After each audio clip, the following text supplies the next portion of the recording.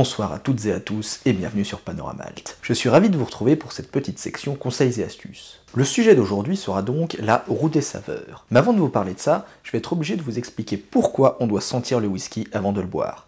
Non, c'est pas juste pour faire genre. Alors on va être obligé de faire un petit peu d'anatomie-physiologie rapidement, juste pour vous expliquer que la bouche et la langue ne sont pas pourvues de cellules réceptrices du système olfactif, mais uniquement du système gustatif. Et ça a toute son importance, car elles ne peuvent identifier que les saveurs de base, comme le salé, le sucré ou l'amer. Tu connais ma mère ? Alors certes, quand vous allez boire du whisky, ou toute autre chose, ou même manger, les molécules aromatiques vont remonter du fond de la gorge jusqu'au système de traitement de l'information olfactive, qui se situe grosso modo derrière la cloison nasale. Donc, pas le chemin le plus court, ni le plus pratique. Vous l'aurez compris, c'est bien entendu par le nez que l'essentiel des informations vont arriver au bulbe olfactif. C'est plus rapide en gros. Alors si on avale tranquillement, que ça remonte pour venir là, t'as fait un petit trajet alors que ça, c'est beaucoup plus rapide, nous sommes d'accord, un petit peu de géométrie aussi. Et avec l'action complémentaire de la langue et de la bouche, qui vont apporter l'information, elle, du goût, on va pouvoir atteindre la saveur du whisky, ou la saveur de tout autre aliment, on est toujours d'accord, mais là on parle spécifiquement évidemment du whisky. Pour résumer, odeur plus goût égale...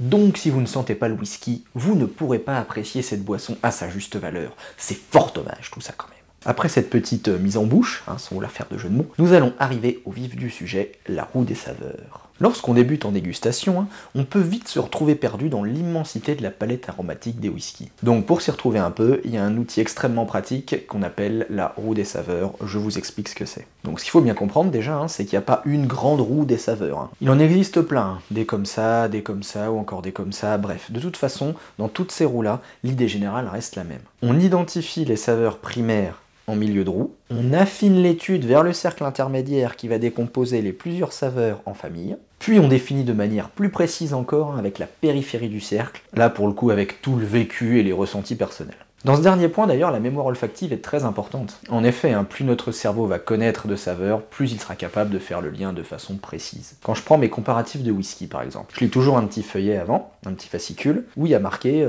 ce whisky il sent telle ou telle chose. Et imaginons que dans le descriptif d'un whisky, je lise « Tiens, ce whisky a une petite odeur de chèvrefeuille ». C'est possible, ça arrive ça. Bon à partir du moment où tu penses que le chèvrefeuille c'est une bestiole, en effet, je vois pas pourquoi il aurait plus pris de la feuille que de la chèvre. T'es mal barré déjà. Et puis du coup, t'as absolument aucune idée de l'odeur ou du goût que ça peut avoir, ce truc-là. Donc il faut bien s'entraîner à sentir le maximum de choses possibles pour que le cerveau commence déjà à partir avec une bonne base de palette aromatique. Donc en gros, l'idée, c'est de partir sur des odeurs très générales au début où on va humer le whisky. Et en regroupant un petit peu tous les types de roues, machin, on va arriver grosso modo à tirer 6 saveurs primaires.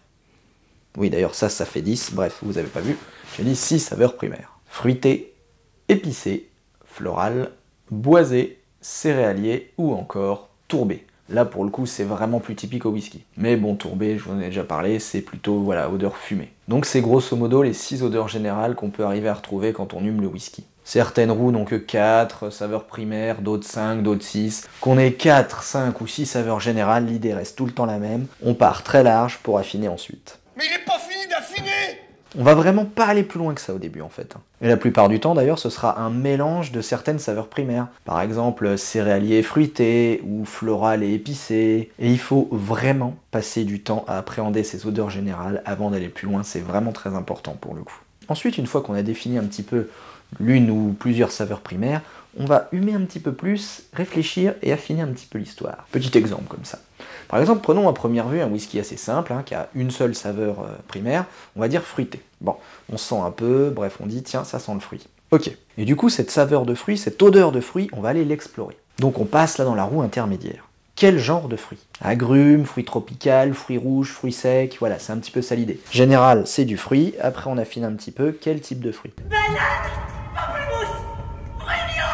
Et une fois qu'on a bien saisi l'arôme intermédiaire, on va dire, et ça c'est déjà pas si simple à faire, on va chercher encore plus loin. Donc si on était parti sur du fruit rouge par exemple, d'accord, mais lequel? Fraise, cerise, framboise, voilà. Et c'est bien avec ces 3 étapes que l'on va réussir à bien analyser le breuvage et surtout du coup à se faire plaisir. Parce qu'après ça devient un petit peu comme un jeu au final. Voilà, c'était pas grand chose comme petite vidéo, mais je tenais à vous expliquer cette petite chose qui me semblait pour moi très importante, qui m'a beaucoup aidé d'ailleurs quand j'ai débuté, et je voulais aussi, voilà, parce que j'entends beaucoup, enfin même moi des fois, je m'étonne de voir un listing sur un descriptif de whisky par exemple, odeur d'amande ou goût de curry. Alors les trucs les plus bizarres que j'ai pu voir, il y avait quoi? Il y avait curry, enfin il y avait des trucs saucisses, pas mal qui arrivent à être très bizarres. Tu te dis mais comment tu peux arriver à sentir ou à trouver ce genre d'odeur quoi? Donc voilà, je voulais un petit peu vous expliquer, parce que tu te dis pas en goûtant le truc, ah oui tiens c'est ça, paf, tu sais des trucs très précis quoi. Non, c'est vraiment, tu pars très général avant voilà, d'affiner, de préciser les choses. Par exemple, imaginons, bon bah voilà, on va dire un whisky fraise, chocolat noir et poivre. Dans le descriptif, je parle. Et ben, le cheminement de base, par exemple, pour ce type de whisky, avec l'exemple des roux, ça serait, bon bah, saveur générale, donc bah, fruité, avec des notes un petit peu céréalières et épicées. Donc pour le fruit, mettons, bah ok, le fruit d'accord, bon bah gna fruit rouge, gna fraise, ça vous avez compris. Pour le céréalier, eh ben on va affiner un petit peu plus, là encore, plutôt, on va dire, plutôt gourmand. On peut avoir la céréale sèche, enfin il y a plein de choses aussi. Donc là, ça serait plutôt gourmand. Eh ben céréales, gourmand, chocolat, voilà, on arrive là-dessus. Et épicé, bah épicé, bon il n'y a pas 36 sortes d'épices, épicé d'accord, quelle épice, poivre. Voilà, c'est un petit peu ce genre de choses, ce genre de raisonnement, de cheminement, qui fait qu'on va arriver à des descriptifs de whisky très précis comme ça. Alors même moi, il y a des trucs que je maîtrise pas du tout encore. D'ailleurs, j'ai pris par exemple, et ça j'ai fait un peu exprès de le prendre, je l'ai pas pris par hasard, le chocolat. Si dans les 6 grandes saveurs primaires, je vous demandais de ranger le chocolat par exemple, comme ça d'instinct, est-ce que vous m'aurez dit le chocolat je le range dans les céréales?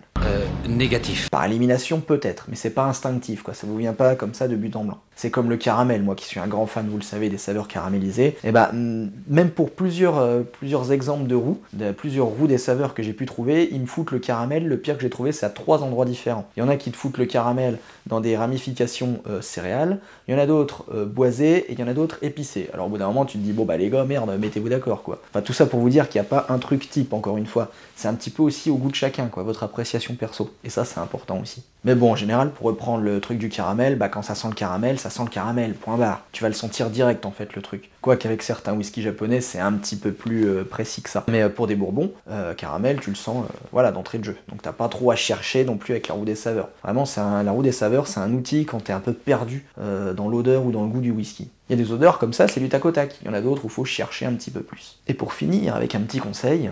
Bien imbibé d'eau fraîche appliquée sur un front.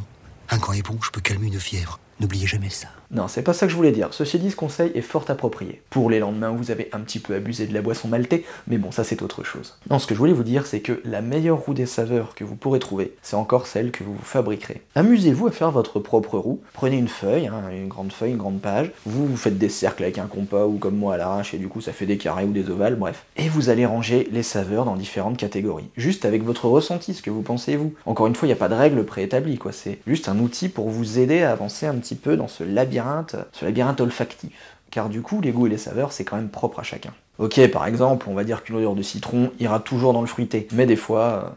C'est pas si simple. Donc tout ce que je vais essayer de vous expliquer un petit peu là, c'est surtout pour que vous arriviez à démêler la déferlante de saveurs que vous allez prendre parfois sur certaines dégustations, notamment sur les whiskies complexes. Mais franchement, ça c'est vraiment un bon truc à faire déjà tout seul, pour vous amuser un peu, et surtout accompagné de quelqu'un, parce que vous allez voir que des fois vous n'allez pas avoir les mêmes ressentis ni les mêmes points de vue sur telle ou telle saveur dans tel goût dans telle saveur primaire ou des choses comme ça. Voilà, donc pour conclure, j'espère que la prochaine fois que vous goûterez un bon petit whisky, vous essayerez de faire une petite analyse rapide, juste au moins comme ça pour essayer, pour vous dire tiens, ça me fait penser à ça. Mais franchement, quand on déguste, comprendre ce qu'on a en bouche, c'est vraiment génial.